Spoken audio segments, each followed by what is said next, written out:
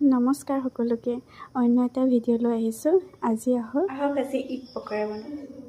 এয়া ডিম দুটা লৈ বইল কৰিছোঁ আৰু পিঁয়াজ দুটা লৈছোঁ। পিঁয়াজ দুটা এয়া কাটি মেলি ধুনীয়াকৈ বাকলি গুচাই লৈছোঁ।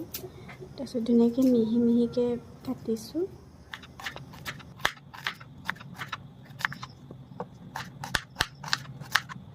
পিঁয়াজখিনি কাটি ল'লোঁ। তাৰপিছত এয়া ডিম দুটা হৈ গৈছে, এয়া বাকলি গুচাই ল'লোঁ। তাৰপিছত এয়া পিহনাত ধুনীয়াকৈ মিহি মিহিকৈ পিহি লৈছোঁ।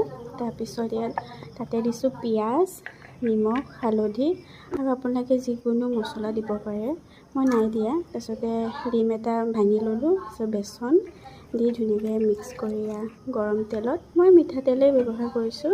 তাৰপিছত এইফালে চাহ বহাই দিছোঁ আৰু ধুনীয়াকৈ গৰম হোৱাৰ পিছত এয়া পকৰীকেইটা হৈছে। তাৰপিছত এয়া প্লেট এখনত টিচু পেপাৰ লৈছোঁ কাৰণ তেল বহুত।